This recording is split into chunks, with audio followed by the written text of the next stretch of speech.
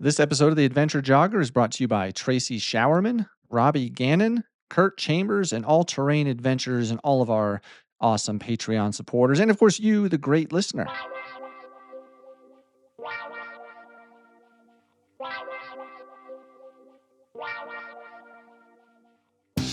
The Adventure Jogger, a podcast about trail and ultra running. Meet fascinating runners from the front, middle, and back of the pack, sharing inspiring and funny stories about life and running.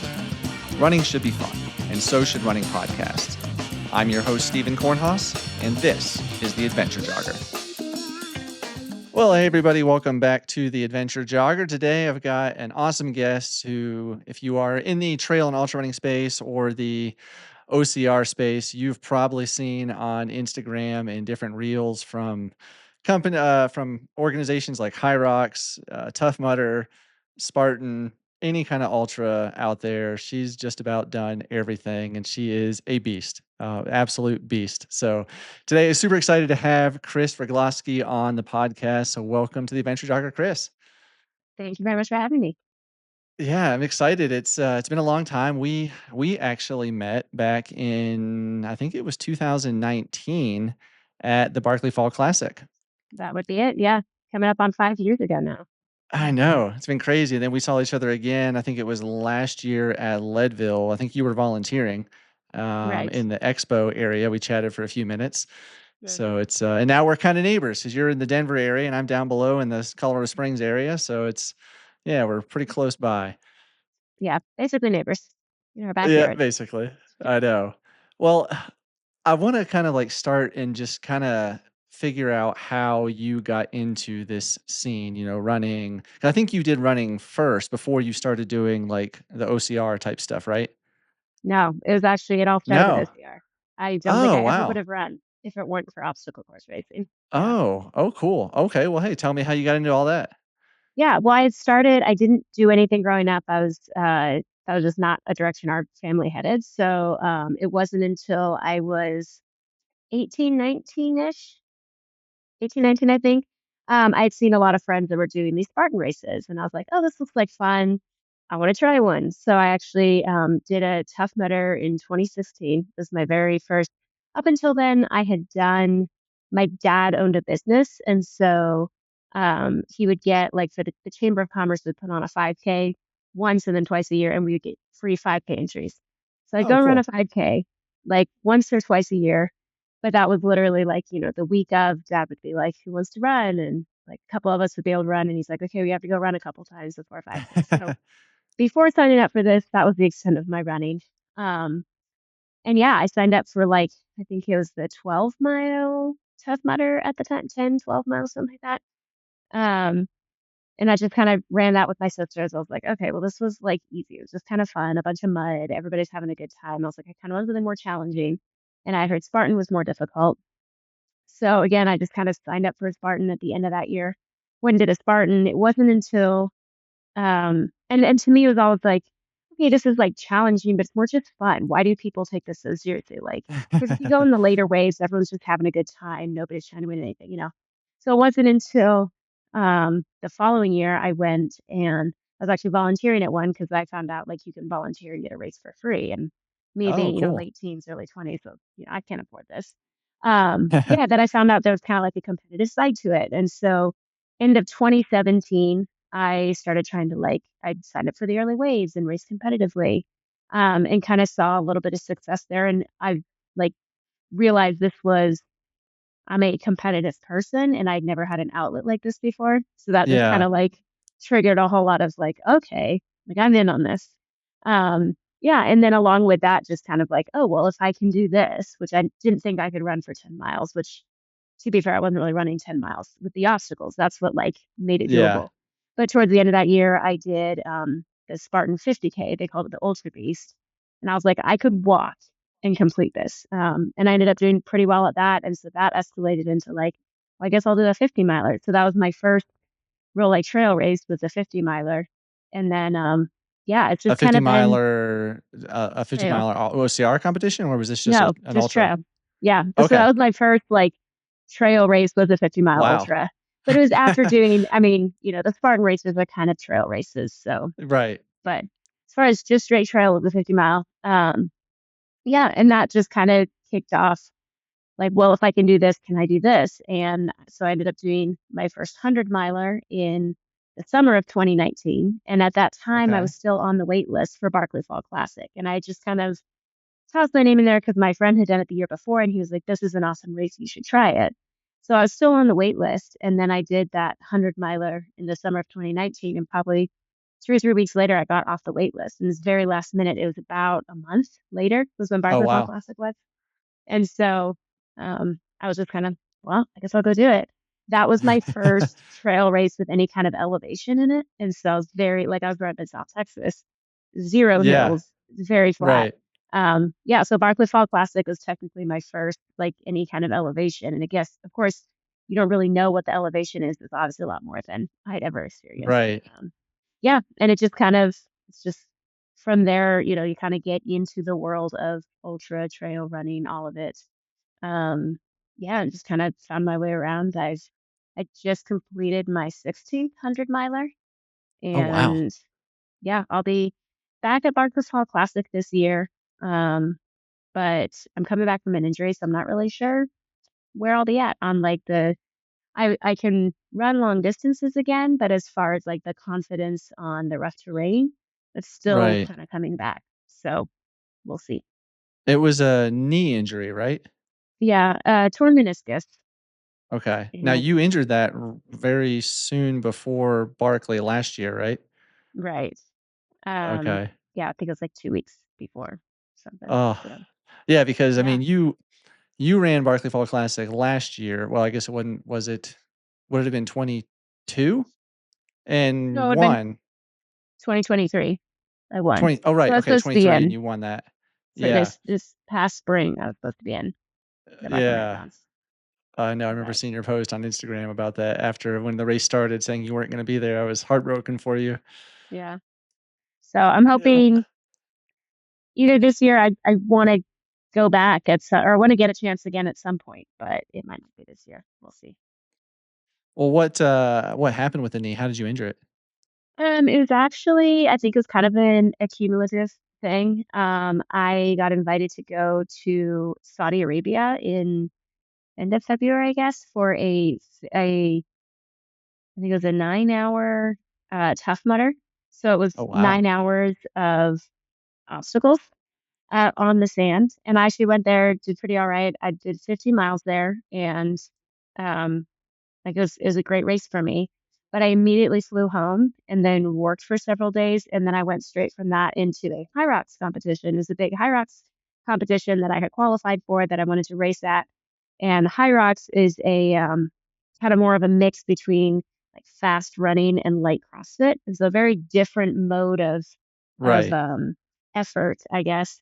And I think, yeah, the unrecovered legs from the 50 miles in sand, they were still recovering a bit from that. And then to go right from that into this Hyrox, which finishes with 100 weighted lunges and 100 wall balls, which are like Oh, weighted gosh. squats, like explosive squats. Yeah. So I think a combination of all of that.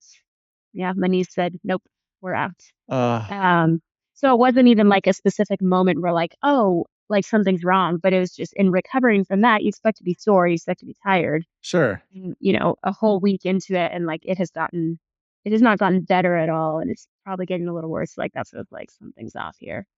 So yeah, So choices when were did you made. have when did you have surgery on it? I actually didn't need surgery because it Oh, wasn't fully torn. But yeah, I got the MRI a week in or so, a weekish in, and it was like it was yeah, torn, but not like torn all the way to where there's a flap like a in the partial tear meniscus. or something? Yeah, Okay. partial tear, and then there was also like I was told it was like quad overuse injury, or basically my quads had kind of shut down, and I think that's kind of Oh, from like wow. problems in the knees affect the quads, problems in the quads affect the knees, and it's all kind of like so. Yeah, I was limping around for solid like 6 weeks of just I had no quad or knee Uh, usage there. Like, yeah, it's pretty rough. But thankfully, no so surgery, so yeah, I'm so what did you grateful do for for that. recovery? Was there any kind of like maybe a PRP therapy or was it just physical therapy and rest? Just a lot of physical therapy. I did a lot of needling, and then just like knee rehab. Yeah, physical therapy stuff. a lot of rest, and some shockwave therapy, I think is what it Okay. is. Yeah, I just go in and he do all kinds of treatments and needles and Just banging see what around. works. And yeah, and all of that probably like 6 weeks in is where I started to like, oh, okay, the pain is starting to let up some. I'm getting a little bit more mobility back. Like, so this is a very Wow. gradual, and just kind of, I would say, I mean, the biggest thing to me was I feel like I'm really big on like your body and your brain work together. And so my body has really showed up for me and done a lot of really cool things for the dumb things my brain Right. tells it to do. And this was kind of like a hard stop of my body being like, nope, we're done. Hard stop. And Yeah. so I feel like it's been kind of over the past 5 months now. It's been a lot of like rebuilding my body's trust in my brain and then also me being able to trust my body again. Cause there's a little bit of like, okay, like things are not going the way I wanted them to, but also Yeah. like I can respect my body in that way. Yeah, so that's been kind of neat to just kind of take a really chill approach to like I don't have any expectations or anything, but I would like to be able to trust my body again to be able to do what I ask it to, recognizing also that my body needs to trust my brain that it is going to still take care of it because that's where Yeah. I didn't take very good care of it. So yeah. Wow. So how long did you have to take off from I'm assuming you had to take off from running completely? Yeah. Oh, yeah. I didn't run, I think, for a solid 2 months, and then it's finally at about the 2-month mark, I started doing, like, very short intervals, like Mhm. 20 seconds at a time, and I found, like, I could run every other day or, like, 2 to 3 times a week, very short intervals. But I started at that, like, 6 to 8 week mark, I started walking a lot, and walking finally was not with pain because initially I couldn't even walk without pain. So I Oh, started wow. walking a lot, adding in a little bit of running, and the running just gradually took over and the walking lessened. So yeah, I started Wow. walking like an hour, 2 hours, 3 hours a day. Like I think it was like time on feet. This is good. It's not causing pain. Getting the body back into that, and then we'll slowly add the running back in. During that time, did you find any other, activities or things that you could do that kind of was a good outlet for your, that side of your brain that wanted to be doing hard things? I slept a lot. I think I honestly kind of like took a break from it all, which I think was good. Yeah. I think for me, it was more a lot of just like pulling back. I think when my body shut down, it was like I couldn't do hardly anything and to just accept Mhm. that. And I just did a lot of nothing. I did start cooking a lot more, but that's not really like on the competitive side of things. Yeah, I just pulled back a lot and chilled a lot, which I haven't done Yeah. in years and I wouldn't have chosen to do. But I think, at the end of the day, my body probably appreciated it, and so did my brain. So Yeah.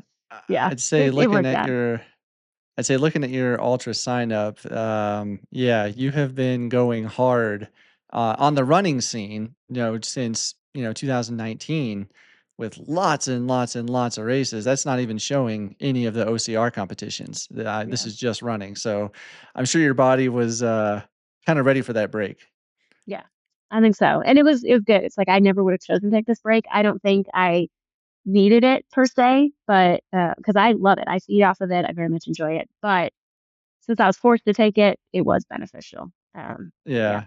but it worked out Well, it's a good mindset. It's a good mindset to find the positive in the what could be a low point and a struggling time, but to find those high points and see the positive, that's definitely a healthy mindset. for sure. And it took a while to get there, but I'm really big on yeah, I really want to pursue health both in my body and in my brain. And so, you know, yeah, definitely had to like find that view on it. So Yeah. yeah, really grateful. So Now I know you've already done some competitions this year because I've seen, on Instagram. I think you did a competition. Maybe was it a Hyrox competition with your brother?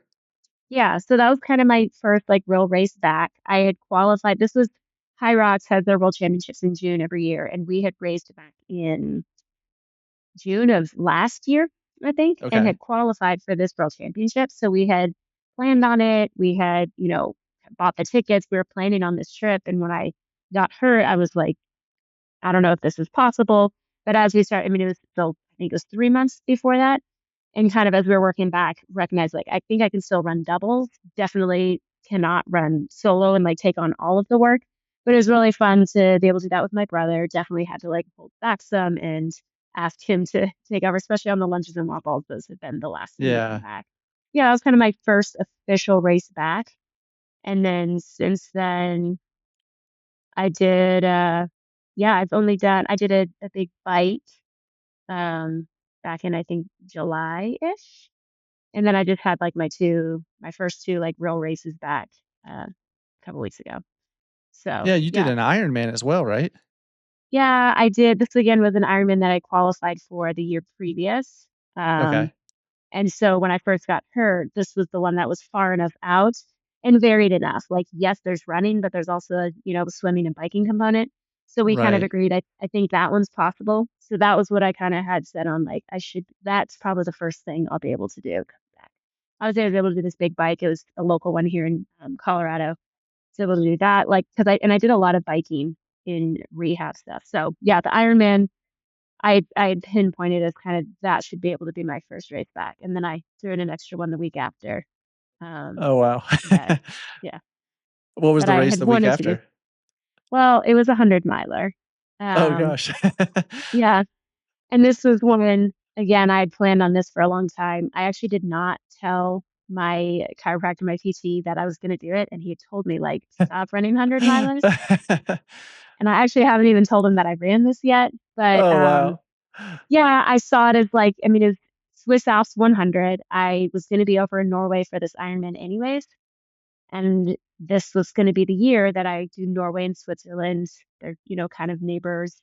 And I'd be able to do these. And I had until I think the middle of July to pull out of this 100 miler. But by the middle of July, I'd been doing quite a bit of running, a lot of hiking, a lot of time in the mountains. And I kind of realized, like, I think I'm actually comfortable with doing a 100 miler. So I went ahead Yeah. and did it. And Wow. um, again, with no expectations, my thought was like, I can walk the whole thing. There's a lot of elevation gain, um, but a very generous time cap. So I was like, I can take this really chill. I'm just going to tell myself I'm just going for a long hike. Like, this isn't a competition. Yeah, but I ended up finishing, it was, I think, 32,000 feet of gain. Oh, Um, wow. and I finished it in right at 36 hours. I actually did like way better than I was expecting to, but it was one of those really held back at the beginning, and that gave me a lot to give at the end. So I finished Yeah. fifth female, I think like 23rd overall. A lot of people dropped. It was very Wow. challenging.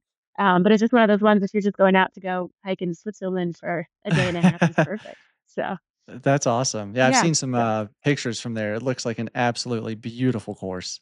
that was amazing. Yeah, I have zero regrets, and I felt better as it went on. Like, I also told myself, like, okay, if I need to drop, I will. Like, I'm not super committed to this, but it went well. So yeah, Yeah. feels good to finally have that. Like, okay, I trust my body again. My body will do 100 miles for me, and my body trusts me to, take me through it. So feeling good about that. So so do you feel like you're back to kind of 100%, or are you still kinda close? Well, that's what I said. Like, not quite 100% because before with zero knee injury, like I was very kind of reckless on the descents. Like I was very comfortable on descending and running fast on technical trail. Mhm. And since then, not so much there. It's definitely coming back some, but for so long, like I couldn't even walk downhill, then jogging downhill, like I could run uphill, but the down. So I would say I'm close to probably like 80, 75, 80, maybe 85%. Okay. But I would still like to get back that like comfortability on the trails that I had before this. So we'll see. Yeah, that confidence That's is what yeah, and takes the that's kind of longest to come back. yeah, and Yeah. that's the part that's still hanging in there. There's still It's yeah. funny you me yeah, it's funny you mentioned the, the confidence and the used to be kinda reckless bombing down hills. I specifically remember in the Barkley Fall Classic in 2019, we were coming down Chimney Top Trail to, like, the last descent to come to the finish of that race, and I remember there was another girl in front of me, I cannot remember her name for the life of me right now. I think it also might have been a Kristen, and I was behind her, and then you just came bombing down behind us. They were like, "On your left," and, like, here you go, just, like, flying by. It was awesome. I think you ended up finishing somewhere around 20, 30 minutes ahead of me, but you were Yeah. just bombing down that descent. It's funny to hear you say Yeah. that. I think that was actually 2020. Was it 2020? I think that would be It 2020. And that was where I kind of realized I'd worked my way up through the field. And the girl that you were with was running in second place. And somebody had yes, told that's me, like, right. oh, you're only like the third field. So that's where I was like, let's go. That actually happened again this past year. Um, Me and the gal that ended up finishing second, I'm blanking on her name now, but we came to the tower at the same time, went up to the top of the tower. And then Right. coming down from there, um, I took off running and we had to come down, I think, Old Mac Trail. It was like Okay. 3.5, 4 miles to the finish, and it was like all downhill. And I took off, and I think I finished 3 or 4 minutes in front of her, just Oh, making up wow. that time on the descent. So, yeah. Again, that's where Yeah, I'm I like, think I don't know where I'll be at this year, but we'll see. yeah. I think that was, Andrea Larson. I think that might Yes, have got yes. second. Andrea Yeah. Larson is second. Okay. Well, it'll be cool to see how you do this year. I'm sure you'll be, Yeah. strong and yeah, that'll be Well, awesome. we'll see. I hope to do well, but I also am fully aware that like, yeah, I don't know. I don't know where I'll be at.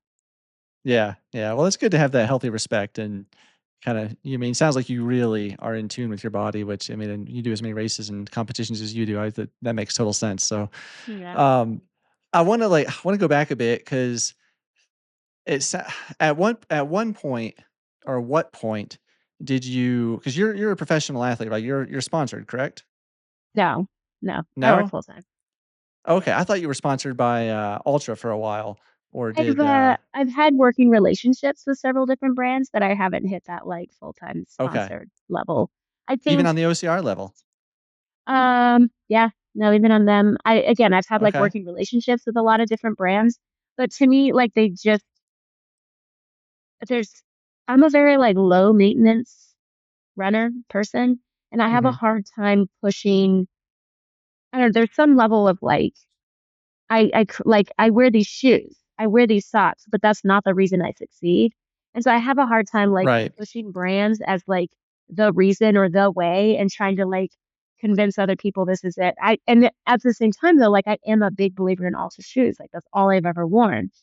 But I Yeah. with the recognition that like that's not for everybody. Like if it Right. takes an adjustment period, so I kind of have a hard time with the whole like salesy side of it of like having to kind of like I want to be supported by these brands, but understandably, like then I would have to really like support these brands. And as much as I like appreciate them and like that plus the like I'm just not a social media person, and like I have a hard time with the whole like trying to create all of this stuff on this like cloud world where I'm like, I've got a busy life here.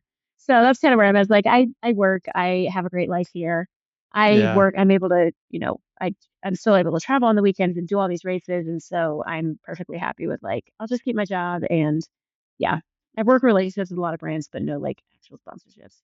Yeah. Now with some of these relationships, I mean, if you can't get into it, for NDA reasons and all, whatever, but, do any of these brands provide, travel stipends for you or take you over to like, 'cause I know you said you were invited to Saudi Arabia.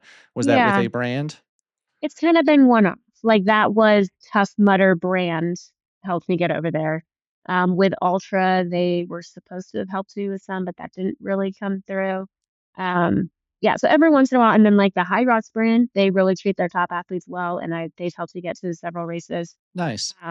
Yeah, so there has been some help, but at the same time, I've done well enough, and like some of the prize purses are pretty substantial, and Yeah. so I found like it kind of supports itself. That's Yeah, awesome.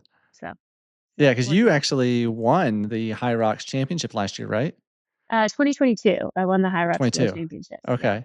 yeah, Yeah, that's pretty stinking amazing. I mean, that's yeah. high level. That was definitely a highlight of my entire life. Yeah, that and a couple other bigger wins like have kind of set me up to be able to keep pursuing this for a couple years. So Like that Tough Mudder, 24 hour, the first female to get the gold jacket, right? yeah, that was pretty substantial. Yeah, I Uh, remember watching some of that on the live stream, and it looked incredibly cold. with I actually had a friend from Hyrox. So Hyrox is a very like you're indoor. It's very structured. There's a lot of sweat, but that's about it. And a friend of mine from there had seen this thing from the 24 hours. She was like, people pay to do this for 24 hours. And I was like, believe it or not, yes, they do. Like we are cold, wet, muddy, and miserable for 24 hours. But again, it's that like you. um, what is it like? The highs are that much higher when the lows are so low. So that's yeah, Yeah. it's kind of been a neat experience. Well, now what year you said was 20, well, 22 you won the Hyrox. What year Mhm. was it you won the Tough Mudder 24? And that was also 2022. I won That the was Tough 22. Mudder Okay. 24-hour at the end of 2022, and then I also won it in 2023. So Okay. You yeah. also run the Tough Mudder. Did you do 100 miles as well? No, in 2023 I did 90 miles, I think. Okay. Yeah. Wow. And but still won. Yeah, but that yeah. The 2022 was the year I was the first one to hit the 100 miles, and the 100 miles equals that yellow, orange, weird, whatever Yeah. color jacket. Yeah.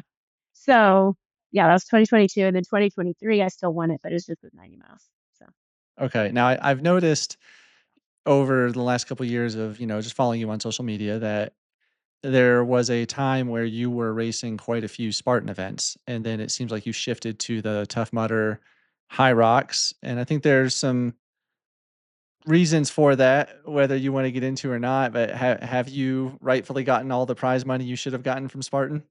no, I'm still owed quite a bit. I'm actually still owed by Tough Mudder, so I will not be doing Tough Mudder this year. Oh, Um, wow. yeah, it's kind of disappointing because I kind of got into the competitive scene. Um, 2019 was that first 100 miler, Barkley Fall Classic. Like I kind of started getting out of Texas. And then 2020, obviously not a lot happened, but it was a great like building year for me. So 2021, I came in ready to be competitive. And I for 2021 and 2022, I think maybe it's 22, 23. Anyway, 2 years there, I really like pursued. Spartan in the past had put up a lot of prize money on certain races. There were series to follow. Like they really Mhm. put a lot into their pro side of it. And so I really like tried to pursue that. I got third 1 year in the series, which means like your cumulative placements from like 4 out of 5 races or something kind of give you a placement in the Okay. overall. And then last year, I actually won the series. And then there was Oh, wow. also Savage Races, another big OCR event that puts a series together. So I was doing really well in those, but Spartan cites their issues as they still haven't recovered from 2020. So instead of recognizing that they haven't recovered from 2020, recovered financially from being shut down for a year, and saying like, okay, we probably can't do a pro series for a couple years. They still put up the pro series, but then claim to have no money to pay. And so Oh, kind of wow. frustrating to like, I had watched all this as I was coming in 2016, 2017, and some of 2018, kind of watching this top level of the sport and like, wow, Right. that's really cool. I would like to get there. And then I finally get there, and I think it's poor management. I'm not really sure what it is. Poor marketing. I don't even know. Um, but yeah, now there's like no money supposedly, and so I haven't. It takes forever. I won the Tough Mudder is now owned by Spartan, and so I won this race in Oh. November of last year. 9 months later, I got an email saying, "Hey, we still can't pay you, but here we are halfway Oh through my goodness. 2024, and here's a complimentary series pass for 2024 for you." I'm like, it's halfway through 2024. And then they're Yeah. like, and since we're taking so long, here's also a 2025 pass. And I just laughed. I was like, you really think like I'm going to put up any money to go to any of your events? And like, I'm still Seriously. owed thousands of dollars from you that you somehow can't afford to pay me. Like, yeah. So it's just kind of frustrating. And then that's definitely caused me to like, I don't think like they're promising something they can't give, especially at the beginning of this year. Initially, they said no prize money. Then after the first race, they said, actually, we will give prize money. And my reaction to that was just like, you guys don't have money. Why are you still promising Yeah. it? So yeah, it's frustrating, and it's also like there's not really a whole lot I can do about it. Um, but it is frustrating to like, Yeah. I went to a lot more races than I would have planned to. I've put in a lot of effort into this. And I think it's also like beat up my body a lot. And I Definitely. put a lot into it, but there's some level of like, oh, well, you know, this money that I'm winning gives back some. I'm not just fronting all of this for no cause. Like it makes me able to do all these things. And you realize like, oh, actually there is no money. And yeah, it's Ah. frustrating. So yeah, I will not be doing any more Spartan events. Savage Race is great, but their series didn't start up until I think it starts like next week maybe, and the Okay. weekends just don't align really well. I've done I have a lot more like backpacking and hiking plans and just adventuring and having fun, and because there's not as much on these series, it's easy to just yeah, I'm out. So Yeah. um, and then also yeah, I want to put more effort into Hyrox and some ultras. So things that I enjoy and they don't necessarily always have that much money, but at least they're not promising money that they're not getting. So Yeah, that's it's a kind of where different I'm at. story when they promise you a certain amount for winning and you go out and punish your body and put it out your own resources to get there, and so do all the other competitors that are, in that pro Yeah. series and just not get Yeah. any kind of reward is yeah, that's not, it's not right. That's wow. Now did you say Spartan purchased Tough Mudder? Yeah. So that's the other thing is Spartan says they don't have money, but then they're like buying all these brands. So they bought like a paddleboarding brand, they bought some kind of bike race brand, like they're buying all these brands. I'm like, well, you guys don't Yeah. have money to pay your athletes, but yet now you're then they buy Tough Mudder and Tough Mudder was like ready to go under. So like, yay, now we still have Tough Mudder. But Tough Mudder used to be run better and now, oh, it's 9, almost 10 or 10 months. Yeah. 10 months in and like I still haven't seen a dollar of this money that I Wow. had earned, like there's some level of I won this and where is it? So Yeah. yeah, this whole we don't have money, but let's buy some more brands and buy this. It's just like, okay, something's not matching up here. Right. It seems like a common trend amongst these big corporations that buy these, these types of events. You look at UTMB. There's been plenty of issues publicly around them and, different smaller races getting purchased up and just kind of the way they've handled that. You look at Yeah. Lifetime and what Lifetime has done with Leadville. Leadville's still a great sought after race, but I mean, anybody who's run it can see that it's not the same as it used to be. It's not run by people that seem to care a lot for the runners. I've done one Spartan race, and that was in, California. It was a 50K, and Okay. you could tell that it was put on by people that were maybe not runners. It's like the aid stations were just sparse, didn't have hardly anything. They didn't really take care of their people, the runners, and it Yeah. was, kinda sad to see. Yeah. And that's like when these high dollar events, like you pay a lot to do them. And if it's one thing if So you much go into money. them like this is you're on your own. This is self-supported. Bring everything you will need. Like there's some level like, okay, we'll pay for something like that. But when you pay for a race that's supposed to have water stops every these, however so often, it's supposed to have like, and then you get nothing or you pay a lot of money and you think like, oh, this has, it must be covering all this. And you realize like, no, it actually doesn't really cover much at all. Like that's just a little frustrating. I'm like, what's going on here? Yeah. Yeah. Yeah, definitely. Yeah. Well, so now are you pretty much, I wouldn't say all in, but Hyrox is the only OCR type avenue you're gonna pursue right now? Yeah, Hyrox, it's really like obstacle course racing is very different from Hyrox. Hyrox is That's more true, just on yeah. like the fitness side of things. Yeah, but I find it really enjoyable. It's a good challenge. It's something that I've really had to work hard to get stronger and faster for. And in the grand scheme of things, I want to be strong and fast long term. So it's like this really feeds well into who I want to be in 10 years and 15 years. And then the other neat thing too is now living in Colorado where it's cold all winter long. It's really advantageous to have something that I'm training for that actually requires a lot of gym time. So their world championships, it kind of accumulates in June.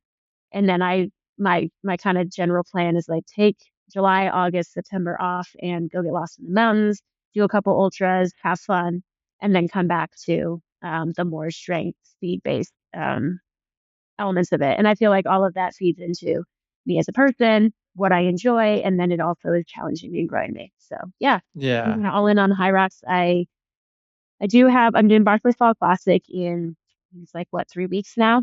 Yeah. And that's my last race then until November. I'll start jumping into some high rocks again and kind of see where the high rocks fitness is at. Um, and then it's kind of a process to try to the highest level you can compete in Hyrox is the Elite 15, which is like the 15 top athletes, male and female.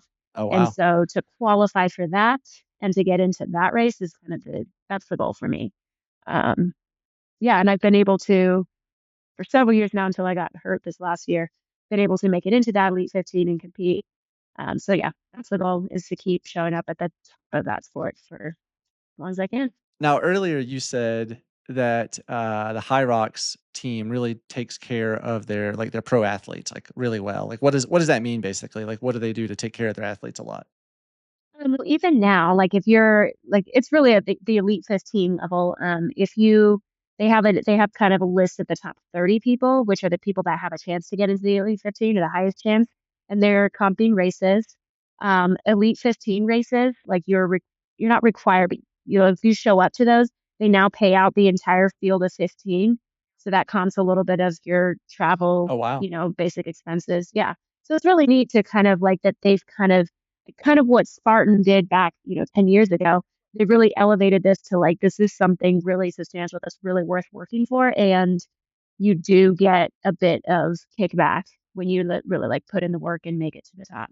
So, yeah. So I've never done a high rocks competition or even looked at what they cost. So I'm curious, what kind of registration fee do we have for high rocks competitions nowadays? It's right at just under $200, I think. Pretty much with all the taxes and everything, it's right at 200. And Okay. yeah, that's like your whole. I think the thing that's really neat about them is they really do a good job of like putting on a race day experience. Like you show up, the just everything they have set up, it's very much like an experience. And to me, like they really put like the locations they choose, it's just everything is very like it's a very high standard of just like the product they bring forth. So to me, like 200 is pretty reasonable for that. You can Yeah. add photos onto that for an extra like $30, but pretty much like out the door with all your taxes and everything, it's right at 200. So yeah. And how long does a high rocks competition take? Like Depends for on how you. fast you are. For you. Like yeah, for me, I'm right at like between the 60 to 70 minute mark, and we're Okay. trying to get closer to that 60 mark there. But it can take, I would say, for an average a fit person on their first hike, kind of in that hour to hour and a half range is pretty reasonable. There's Okay. of course the people that show up and are either back for something or whatever. People will take longer, and then of course there's the very fast people that always do it sub 1 hour. But it's right at, I mean, the very very fastest men's time is like 52 minutes, 54 minutes right now. I mean, it's Oh 54 wow. minutes. Okay. The very fastest, and then you have a whole range from there. But it's right in that hour and a half is a pretty reasonable And expectation. and the high rocks competitions, like every competition is the same events or the same type of exercises you're doing, right? Right. Yep, it's all the exact same race. It's 8K total running, and you have 8 exercises in between those. So, yeah, the same event every time. The different venues will be set up slightly differently, so it's not quite the exact same. But as a general rule, it's pretty well standardized. That's cool because you can really, go from, I don't know, Dallas to Chicago or wherever and have that same format, same, what you're going to be doing. So you can really train for it very well. It's not, a totally different competition. It's something you could actually compare in a different location and see how you're doing. Right, right. Yeah, it's very, you can definitely compare from place to place, and from, as you progress, you can definitely see where you need areas. And it's really neat because they actually give you splits based on each of those 1Ks run and each of the stations done. So you can kind of see like, oh, it's better here, where's there. Yeah, it's really neat. And it's a very, again, when it comes to like fitness and like encouraging fitness, like high level fitness, I feel like it's really neat because it turns it into a competition, but it's still a very achievable level. Like it's all very basic movements and running. Like anybody can do those basic movements and run. Yeah. And then like where you fall in that spectrum of an hour versus an hour and a half versus 2 hours, that's up to you, the amount of work you put in. So yeah, it's pretty neat. It's been a neat thing to be a part of. That'd be cool. I mean, it might be something to look into in the future. It sounds like it'd be fun to try it at least at some point. Yeah, Although I don't for know if I'll be sure. able to with a hip. Yeah. Yeah. Yeah. Well, I know you said you have run 16 100 milers now. Hmm. So which one of those, is there one you can pick out as like a favorite? Oh, that's hard. Well, the Swiss Alps one that I just did a couple weeks ago is there at the top of the list. I would say one of my favorites was one I did in 2021, I believe. Is the Wyoming Range 100, and it was absolutely beautiful, and it was very like wild and rugged, and it's very challenging. And that just sticks out to me as like one of those like top great experiences. Like I didn't do Yeah. especially well. I mean, I finished, and not a lot of people did. But it's just one of those like that experience, that race will stick with me for life. Like that one was a really big one.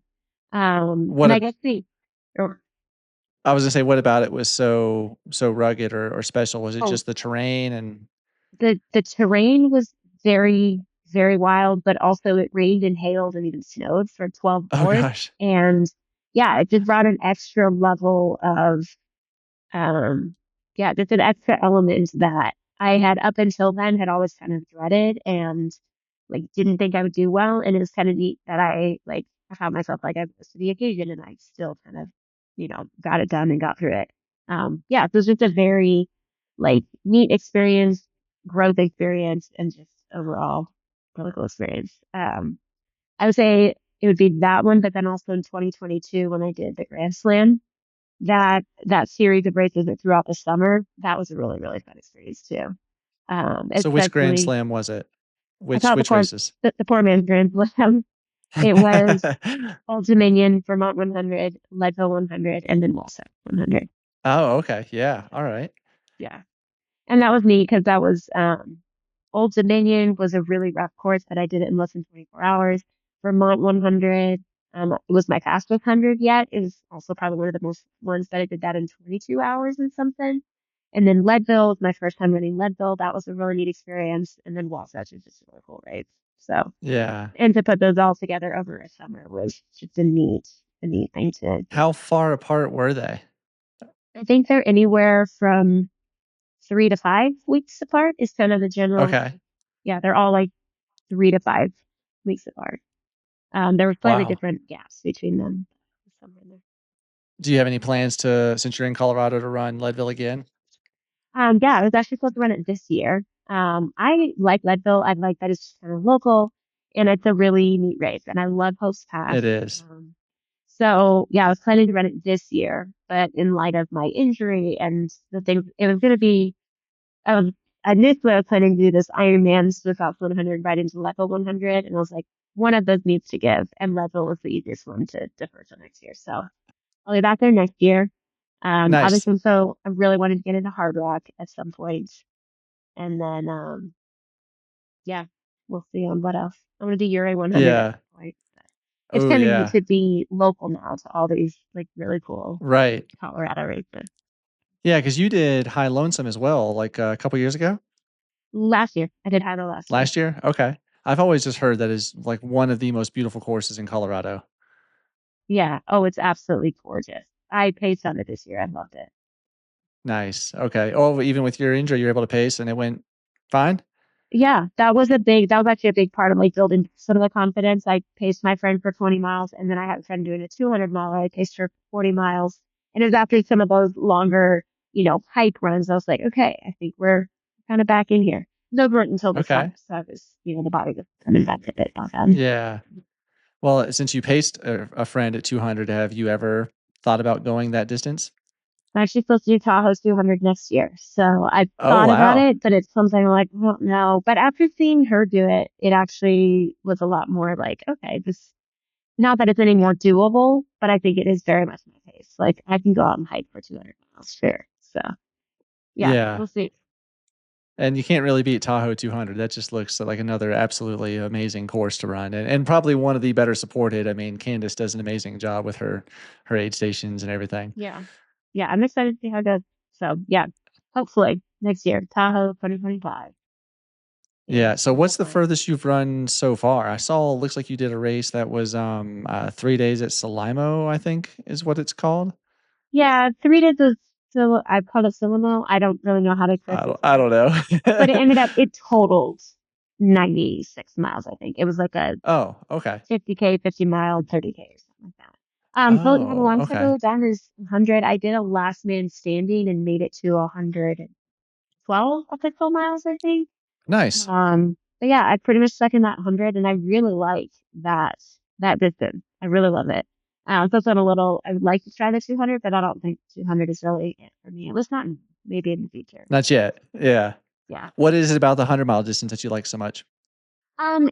It's very challenging. You can't just walk out the door and do it, but at the same time, I can still do it within a weekend, and I can do it almost any. I can do it pretty much anywhere in the U.S. within a weekend, and I like that. I again, kind of on the whole, like I work, I have a normal life, and normal whatever. But like have a lot of commitments. I have stuff to do. I would love to just be able to take off and just go do all the 200s ever, but in where I'm at right now, that's just really not feasible.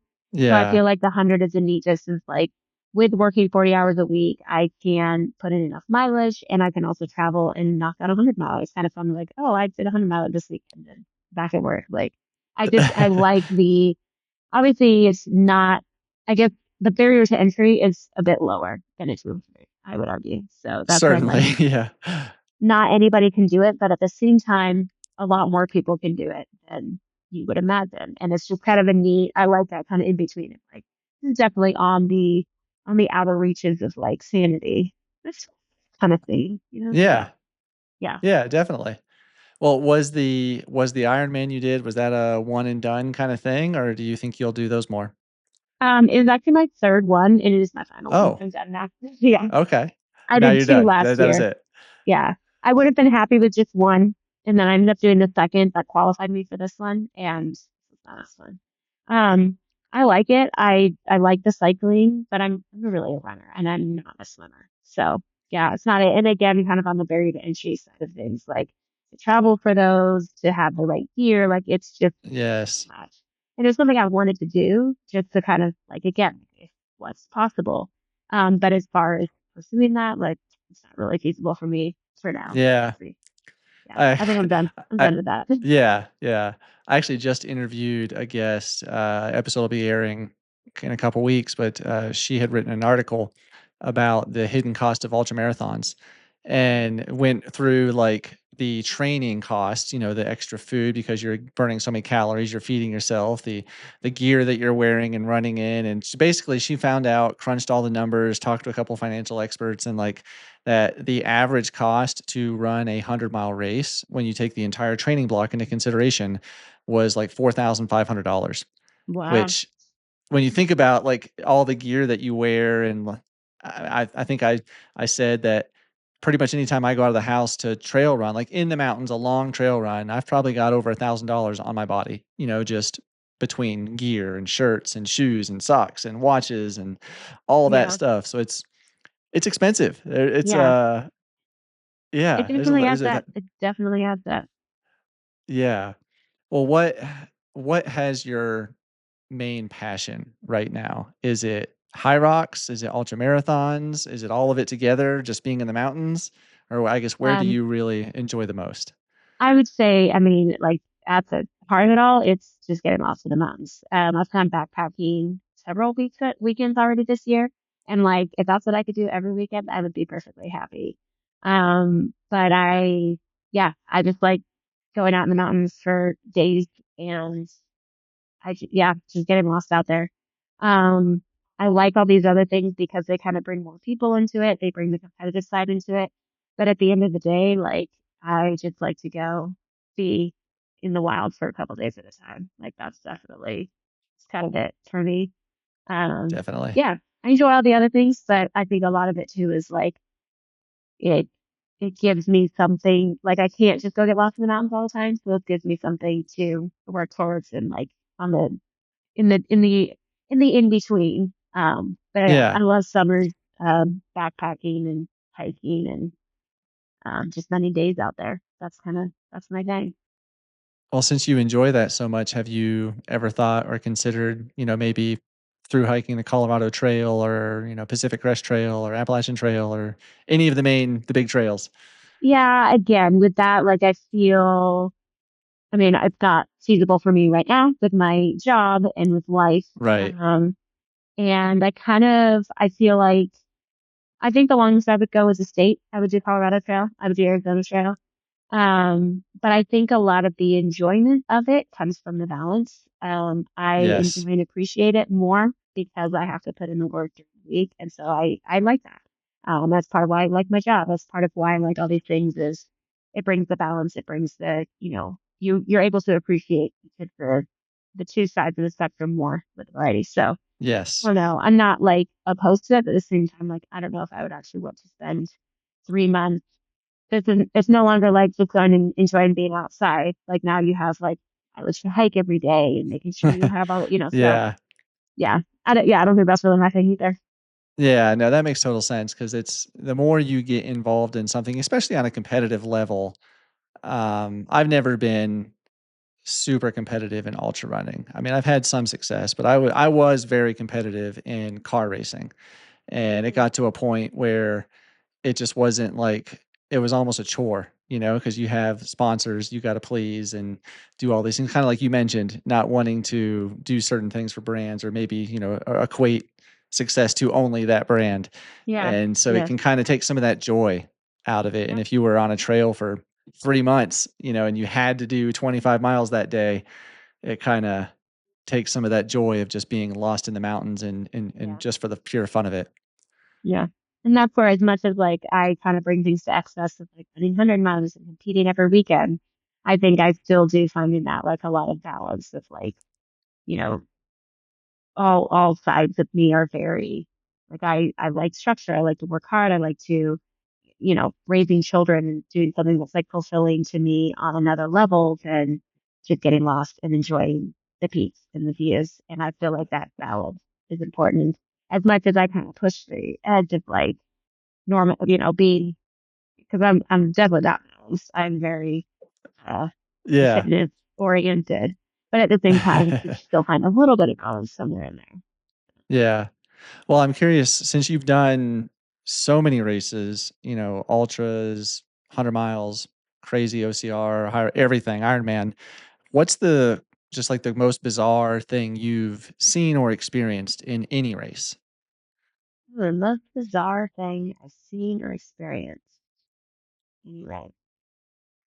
I mean, I feel like that would have to be more on the ultra side of things. To me, I'm like the shorter races, you don't have as much time for anything crazy to happen. No. Obviously, there's still like plenty of crazy, but I would say, yeah, I guess along the crazier side of things, it's just the fatigue and like I haven't had real hallucination, but that borderline hallucination and just the extreme exhaustion that comes from the 100 mile or the 24-hour distance.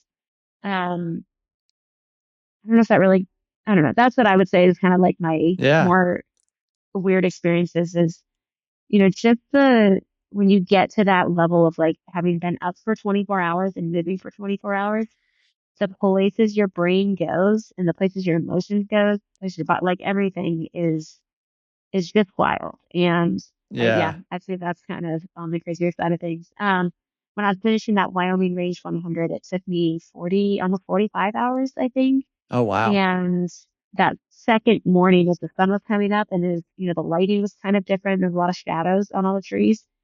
Everything, like the trees, the logs, everything looked like something and then would move. And that's where I was like, I know this isn't there, but like I see this and I know it's not there, but I see it. Yeah, Wow. that and then just like, to go from like this is the greatest thing ever to everything hurts and it's just gonna be done. Like, I don't know. That's definitely on the far range of like the Yeah. wild, crazy stuff. But um yeah, Yeah. interesting. Now with that Wyoming range race, since it took 45 hours, did you sleep during that race or were you up the entire time? I slept for 1 hour.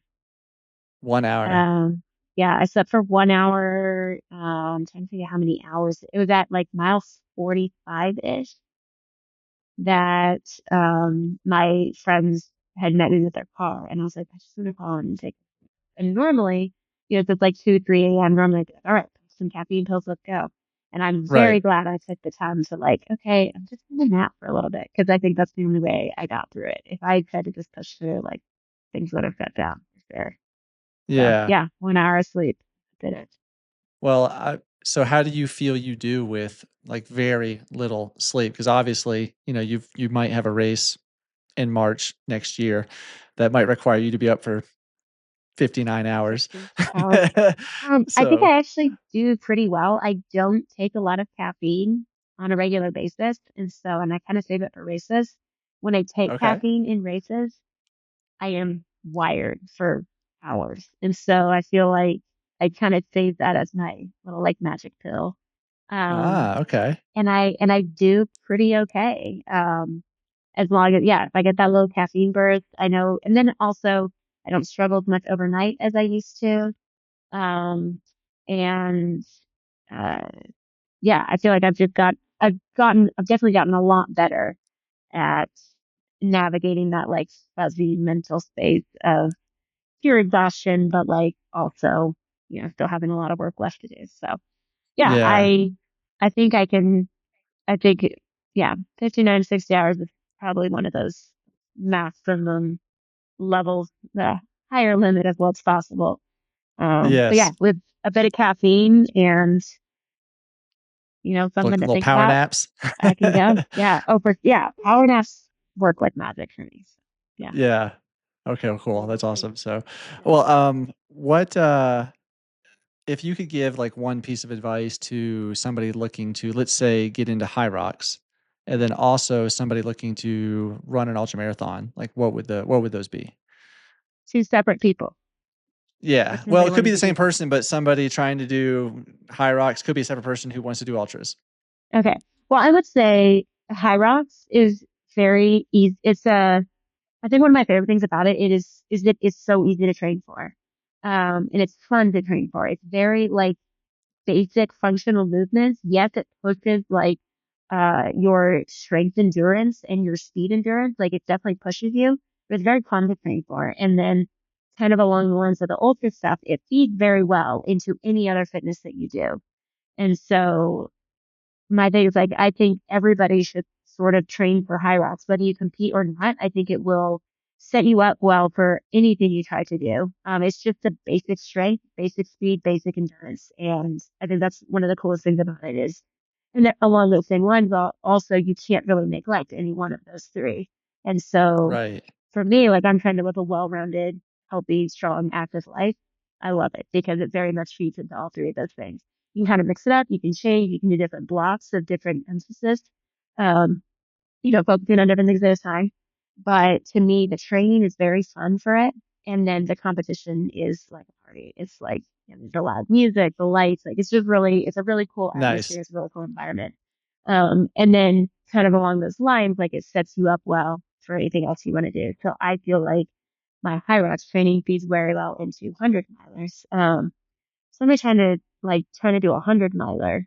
I think the biggest thing everybody focuses so much on like all the nitty gritty details. And while those Hmm. matter, I think the bigger thing is, nitty gritty details of like, well, how much mileage should I be getting in per week and per run and whatever. Biggest thing is time on feet. So you just gotta spend time on feet, whether that's hiking, backpacking, running, walking, whatever it is. Time on feet is so important.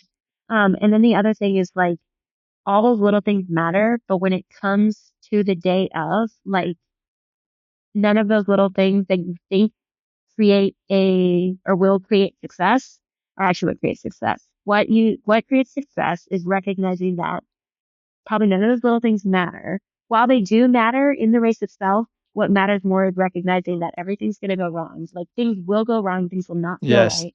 It is not a perfect sterile environment, and recognizing like to expect that and to plan for that.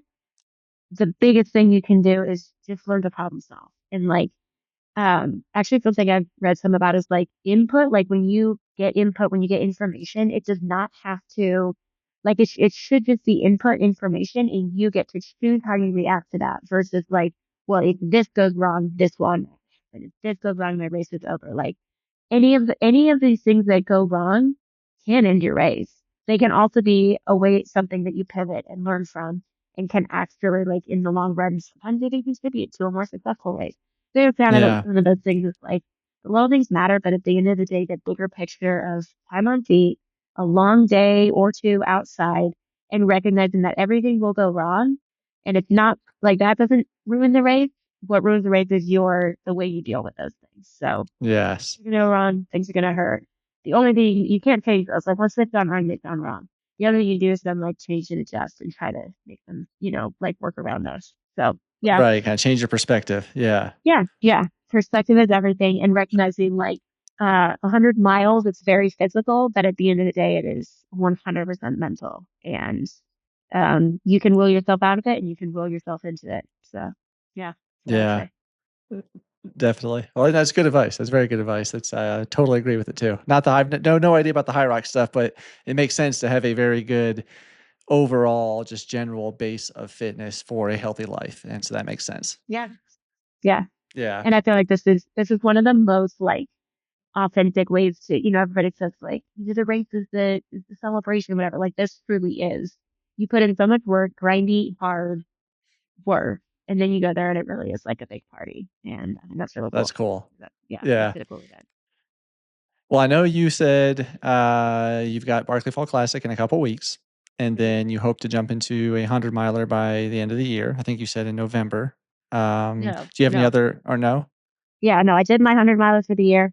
I'm going to do some Okay. Hyrox to do the year. Yeah. So Hyrox. some, Right. yeah. Hyrox. Summer is my ultra stuff. 50K or the Barkley Fall Classic will be my last ultra. And then next Okay. I'll be going all in on Hyrox. So, Okay. Which yep. do you have any competitions you know you'll be at already, like Yeah. Chicago or Dallas or? Chicago and Dallas are both in November and then Anaheim in December. Plans. Okay. Yep. So Well, I'll be doing those my races. strength coach will be there. He'll be in Okay. Chicago and in All right. Dallas. If you see Mike Thompson, if you see him, say hey for sure. Mike He's Thompson. a All right. he's a beast of a dude. Yeah. That's awesome. All right. Well, I'll have to Yeah. let him say hi. Yeah. Well, then, so next year, I know you mentioned you're deferred for Leadville in the summer, Hmm. but any spring, winter plans Um, other than possibly winter. Barkley? Yeah, winter would be primarily Hyrox. If I get into Barkley, I will do another navigating race. I think it's in February. I found that really beneficial and just fun Yeah. leading up to Barkley. Yeah, Hyrox, Was that like a possibly Rogaine Barkley. event? Yeah, yeah, that's exactly Okay. what it was. Yeah. And then next summer I have Leadville, and I'm actually doing a horse race across Mongolia. So those are like Oh wow. so far those are the summer plans. Yeah. A horse race across Mongolia. That Yeah. sounds It's called, crazy and awesome. yeah. I've done a bit of horseback riding and I've done some endurance rides. So I kind of like am loosely in that world. And this is it's called the Mongol Derby and it is, um, 100,000 miles. No, that's wrong. 10,000 miles. 10,000 miles, so like 600, or sorry, 10,000 kilometers, 600 miles. Okay. Just over 600 miles. Okay. You have up to 10 days to complete it, and you're running like 40 miles at a time on these like half broke, like half chain Mongol horses. You ride like 40 miles at a time to each trade off. So it's kind of like a version like the Pony Express, but like around Oh Mongolia. wow. Yeah. So That's that's going awesome. to be, yeah, it's going to be like kind of a big Wow, adventure. that's so cool. That's so cool. I've never even heard of that. That's wow. Yeah. Uh, Well, you'll have to pay attention. They actually have some like really good. I think there's a documentary out. I haven't actually like watched this documentary, okay. but they do some pretty good coverage, and there's a lot of yeah, neat stories and neat info out about it. Once you kind of find it, there's some neat stuff. So Yeah. What was the yeah, name of the pretty race? cool. It's called the Mongol Derby. Mongol Derby. I'm going to look that up because that would be really cool to watch a documentary on. Mongol Yeah, Derby. Okay. And that's when is that next year? August, first 2 weeks of August. August. Yeah, Okay. All so right. we'll right from that into lead. Be all ready to go. Soon as Now I run that's in all lead. horse riding. It's Yeah, all horse on riding. horseback. You don't Yeah. run with the horse. No, no, no. You're all almost there. Okay. Okay, unless you pull a Gordy Ansley and then you just go run the Right, whole thing. right. Or run the horse through it. That's right. Would not No. be my preference. No, gosh. Well, Kris, it's been awesome catching up with you a little bit, chatting about all these amazing events and things you've done. And I really hope your recovery continues to go well and you can get back out there and win the Barkley Fall Classic, hopefully, because I would love to see you out there in Barkley. That'd be really cool Yeah, to see you there and crush it. I think you've got that mentality to go out and do it and do pretty well at Barkley. So especially setting yourself up for success, doing those Rogaine events ahead of time. That'd be cool to watch. So thanks for coming on. It's been awesome. I appreciate it. And if, hey, I'm just down the road. If you ever need crew, holler at me. Let me know. all right. So you're on my list. Yeah. All right. All Well, right. We'll thanks so talk much to you for having later. me on. Yeah, I really enjoyed it.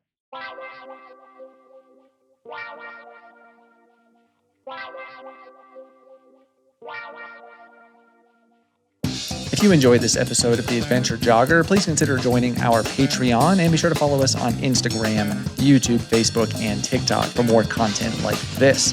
Without your continued support, we would not be able to produce this type of content. So thank you so much to everyone that has listened, followed along, subscribed, liked, commented, you name it, donated on Patreon. Thank you.